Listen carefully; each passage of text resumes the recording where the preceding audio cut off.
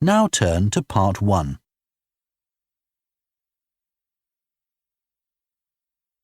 Part 1. You will hear a man phoning to find out about some children's engineering workshops. First, you have some time to look at questions 1 to 3.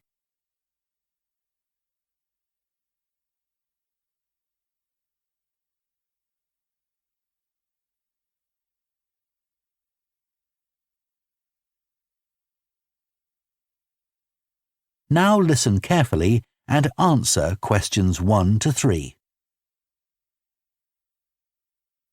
Hello, Children's Engineering Workshops. Oh, hello. I wanted some information about the workshops in the school holidays. Sure. I have 2 daughters who are interested. The younger one's Lydia. She's 4. Do you take children as young as that? Yes, our Tiny Engineers Workshop is for 4 to 5-year-olds. What sorts of activities do they do? All sorts. For example, they work together to design a special cover that goes round an egg, so that when it's inside, they can drop it from a height and it doesn't break.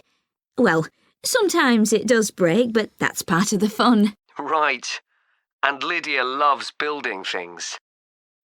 Is there any opportunity for her to do that? Well, they have a competition to see who can make the highest tower. You'd be amazed how high they can go. Right. But they're learning all the time as well as having fun.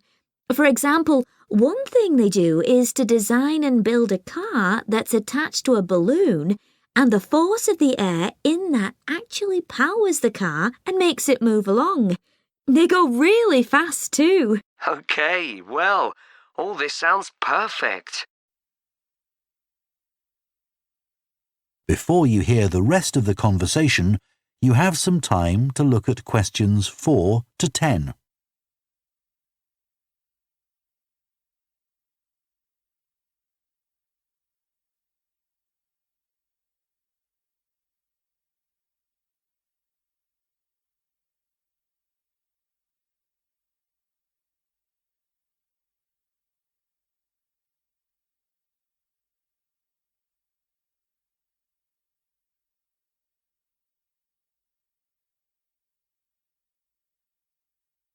Now listen and answer questions 4 to 10.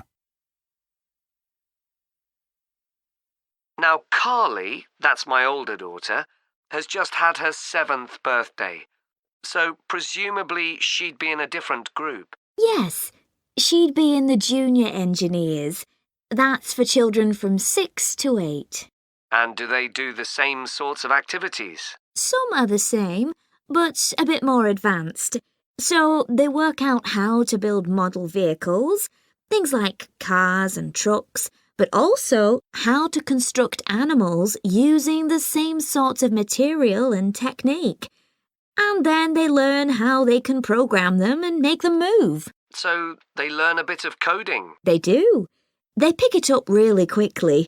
We're there to help if they need it, but they learn from one another too. Right.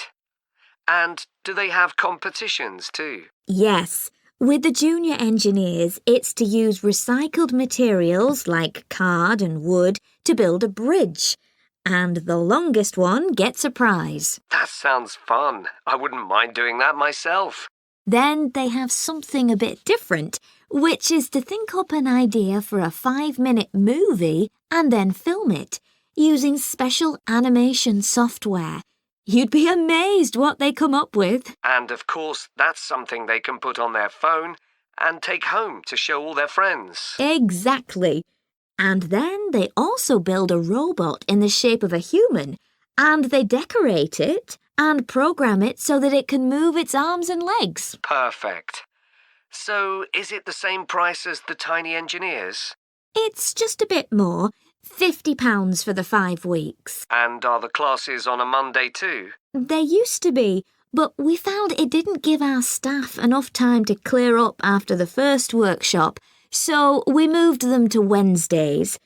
The classes are held in the morning from 10 to 11. OK, that's better for me, actually. And what about the location? Where exactly are the workshops held?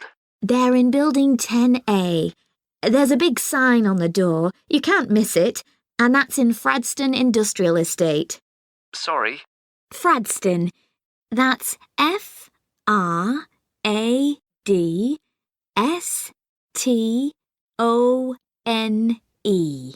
And that's in Grassford, isn't it? Yes, up past the station. And will I have any parking problems there? No, there's always plenty available. So, would you like to enrol Lydia and Carly now? OK. So, can I have your full name and... That is the end of Part 1. You now have half a minute to check your answers to Part 1.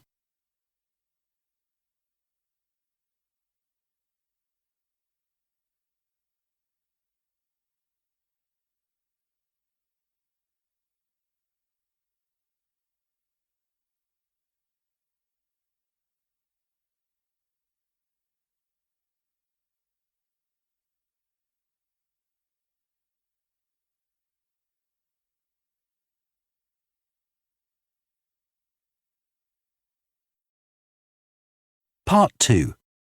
You will hear the Managing Director of a company called Stevenson's welcoming a group of work experience students.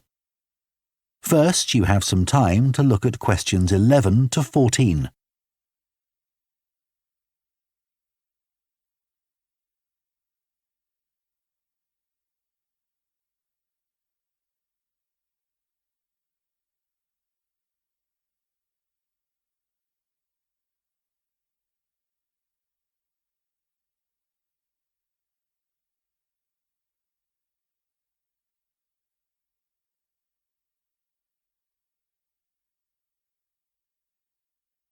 Now listen carefully and answer questions 11 to 14. Good morning everyone and welcome to Stevenson's, one of the country's major manufacturers of metal goods. Thank you for choosing us for your 2 weeks of work experience. My name is Julia Simmons and since the beginning of this year I've been the Managing Director. Stevenson's is quite an old company. Like me, the founder, Ronald Stevenson, went into the steel industry when he left school. That was in 1923. He set up this company when he finished his apprenticeship in 1926, although he actually started making plans 2 years earlier in 1924. He was a very determined young man. Stevenson's long-term plan was to manufacture components for the machine tools industry, although in fact that never came about, and for the automotive industry, that is cars and lorries. However, there was a delay of 5 years before that happened, because shortly before the company went into production, Stevenson was given the opportunity to make goods for hospitals and other players in the healthcare industry. So that's what we did for the first 5 years. Over the years, we've expanded the premises considerably. We were lucky that the site is big enough, so moving to a new location has never been necessary. However, the layout is far from ideal for modern machinery and production methods, so we intend to carry out major refurbishment of this site over the next 5 years. I'd better give you some idea of what you'll be doing during your 2 weeks with us, so you know what to expect. Most mornings you'll have a presentation from one of the managers to learn about their department, starting this morning with research and development. And you'll all spend some time in each department, observing what's going on and talking to people, as long as you don't stop them from doing their work altogether. In the past, a teacher from your school has come in at the end of each week to find out how the group were getting on, but your school isn't able to arrange that this year. Before you hear the rest of the talk, you have some time to look at questions 15 to 20.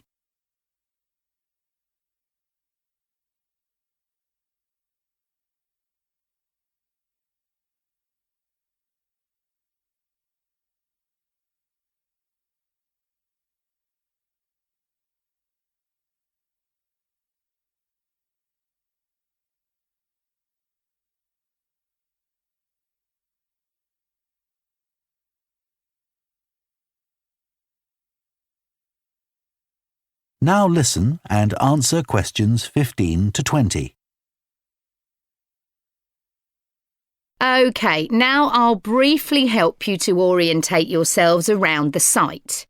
As you can see, we're in the reception area, which we try to make attractive and welcoming to visitors. There's a corridor running left from here, and if you go along that, the door facing you at the end is the entrance to the coffee room. This looks out onto the main road on one side and some trees on the other, and that'll be where you meet each morning. The factory is the very big room on the far side of the site. Next to it is the warehouse, which can be accessed by lorries going up the road to the turning area at the end. You can get to the warehouse by crossing to the far side of the courtyard, and then the door is on your right. Somewhere you'll be keen to find is the staff canteen. This is right next to reception. I can confidently say that the food's very good, but the view isn't. The windows on one side look onto a corridor and courtyard, which aren't very attractive at all, and on the other onto the access road, which isn't much better. You'll be using the meeting room quite often, and you'll find it by walking along the corridor to the left of the courtyard and continuing along it to the end. The meeting room is the last one on the right, and I'm afraid there's no natural daylight in the room. Then you'll need to know where some of the offices are. The Human Resources Department is at the front of this building. So you head to the left along the corridor from reception, and it's the second room you come to. It looks out onto the main road. And finally, the boardroom, where you'll be meeting sometimes. That has quite a pleasant view, as it looks out onto the trees. Go along the corridor past the courtyard, right to the end. The boardroom is on the left, next to the factory. OK, now, are there any questions before we move? That is the end of Part 2. You now have half a minute to check your answers to Part 2.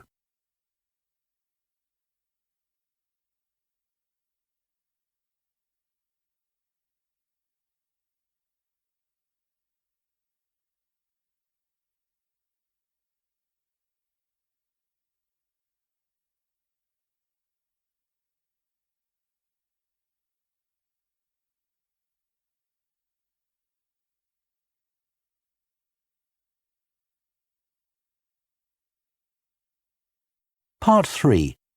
You will hear two students called Jess and Tom discussing their art projects. First, you have some time to look at questions 21 to 24.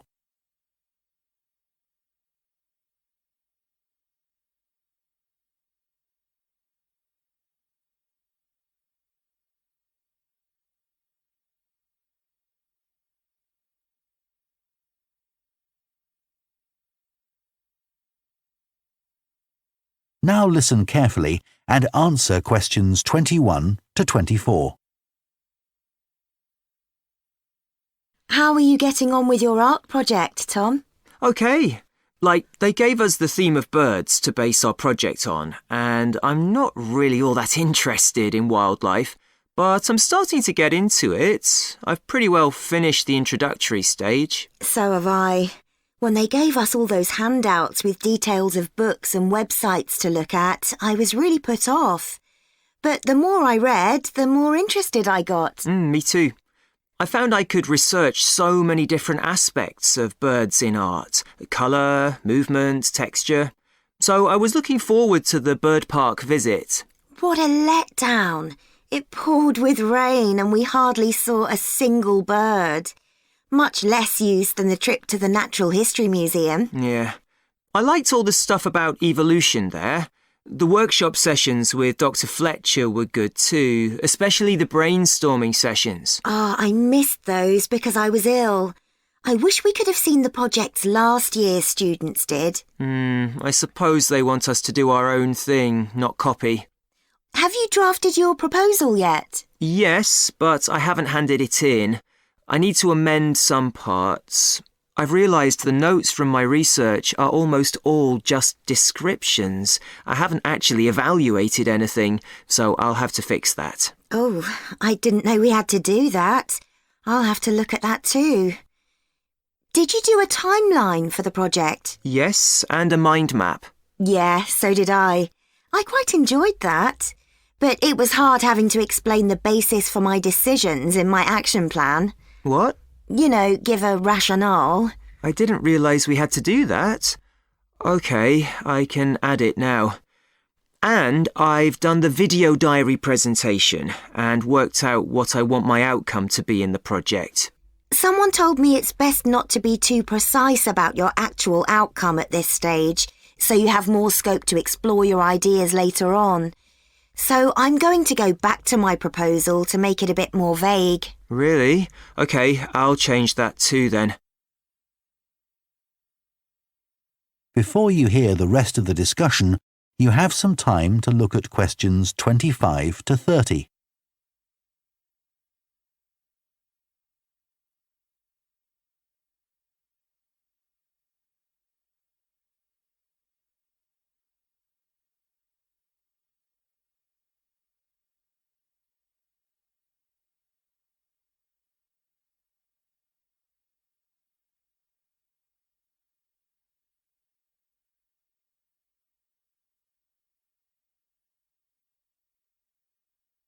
Now listen and answer questions 25 to 30. One part of the project I'm unsure about is where we choose some paintings of birds and say what they mean to us. Like, I chose a painting of a falcon by Landseer. I like it because the bird's standing there with his head turned to one side, but he seems to be staring straight at you. But I can't just say it's a bit scary, can I? You could talk about the possible danger suggested by the bird's look. Oh, OK. There's a picture of a fish hawk by Audubon I like. It's swooping over the water with a fish in its talons and with great black wings which take up most of the picture. So you could discuss it in relation to predators and food chains?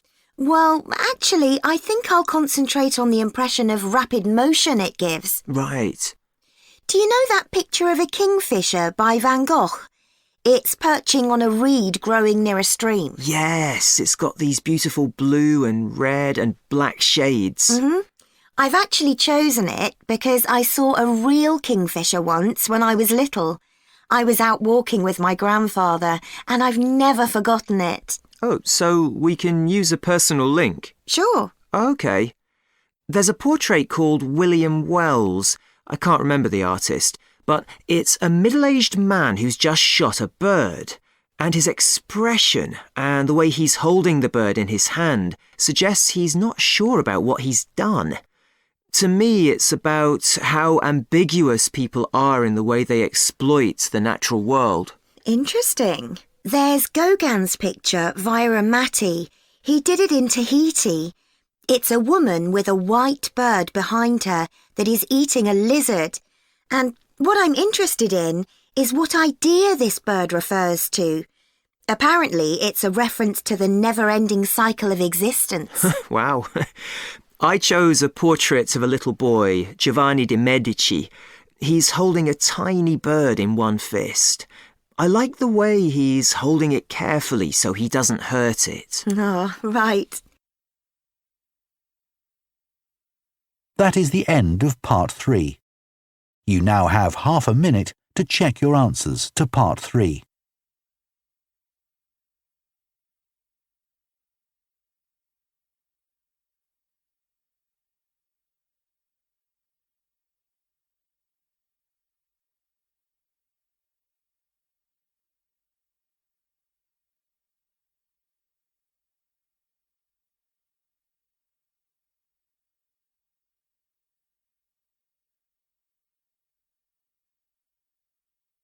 Part 4.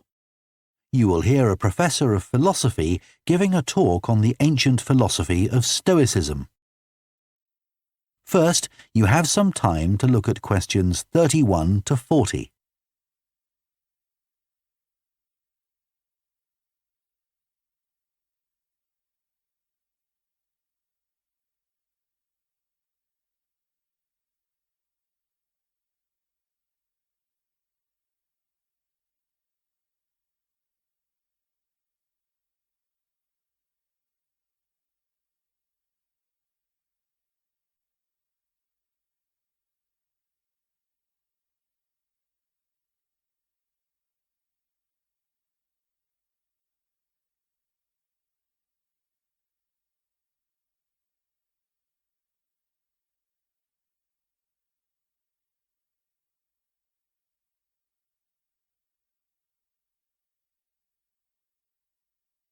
Now listen carefully and answer questions 31 to 40. Ancient philosophy is not just about talking or lecturing or even reading long, dense books. In fact, it is something people have used throughout history to solve their problems and to achieve their greatest triumphs. Specifically, I am referring to Stoicism, which in my opinion is the most practical of all philosophies and therefore the most appealing. Stoicism was founded in ancient Greece by Zeno of Citium in the early 3rd century BC, but was practiced by the likes of Epictetus, Cato, Seneca, and Marcus Aurelius. Amazingly, we still have access to these ideas, despite the fact that the most famous Stoics never wrote anything down for publication. Cato definitely didn't. Marcus Aurelius never intended his meditations to be anything but personal. Seneca's letters were, well, letters, and Epictetus's thoughts come to us by way of a note-taking student. Stoic principles were based on the idea that its followers could have an unshakable happiness in this life, and the key to achieving this was virtue. The road to virtue, in turn, lay in understanding that destructive emotions like anger and jealousy are under our conscious control. They don't have to control us, because we can learn to control them.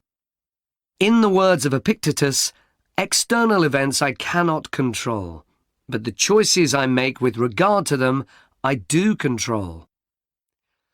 The modern-day philosopher and writer Nassim Nicholas Taleb defines a Stoic as someone who has a different perspective on experiences which most of us would see as wholly negative.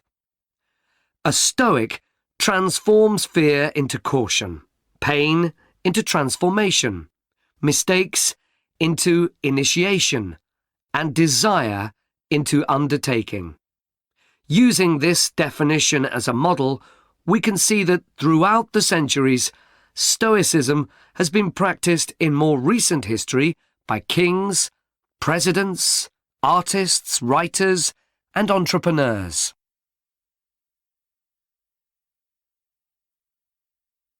The founding fathers of the United States were inspired by the philosophy. George Washington was introduced to Stoicism by his neighbours at age 17, and later put on a play based on the life of Cato to inspire his men. Thomas Jefferson kept a copy of Seneca beside his bed. Writers and artists have also been inspired by the Stoics. Eugene Delacroix, the renowned French Romantic artist, known best for his painting Liberty Leading the People, was an ardent Stoic, referring to it as his consoling religion. The economist Adam Smith's theories on capitalism were significantly influenced by the Stoicism that he studied as a schoolboy, under a teacher who had translated Marcus Aurelius's works. Today's political leaders are no different, with many finding their inspiration from the ancient texts. Former US President Bill Clinton rereads Marcus Aurelius every single year, and many have compared former President Obama's calm leadership style to that of Cato.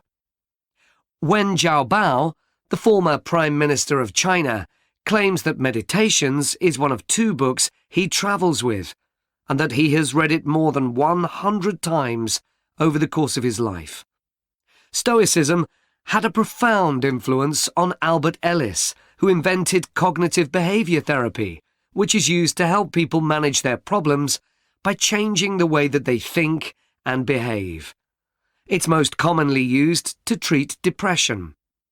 The idea is that we can take control of our lives by challenging the irrational beliefs that create our faulty thinking, symptoms, and behaviors by using logic instead. Stoicism has also become popular in the world of business.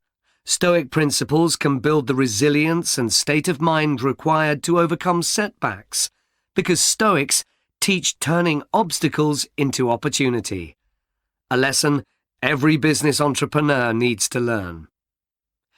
I would argue that studying Stoicism is as relevant today as it was 2,000 years ago, thanks to its brilliant insights into how to lead a good life. At the very root of the thinking, there is a very simple way of living. Control what you can and accept what you can't. This is not as easy as it sounds and will require considerable practice. It can take a lifetime to master. The Stoics also believed the most important foundation for a good and happy life is not money, fame, power, or pleasure, but having a disciplined and principled character, something which seems to resonate with many people today. That is the end of Part 4. You now have 1 minute to check your answers to Part 4.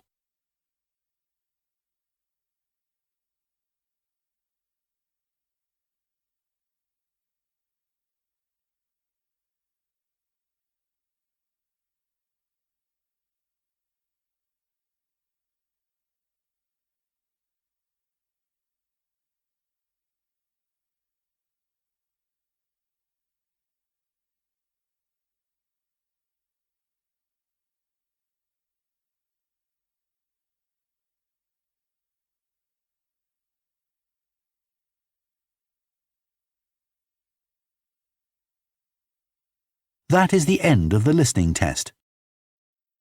In the IELTS test, you would now have 10 minutes to transfer your answers to the answer sheet.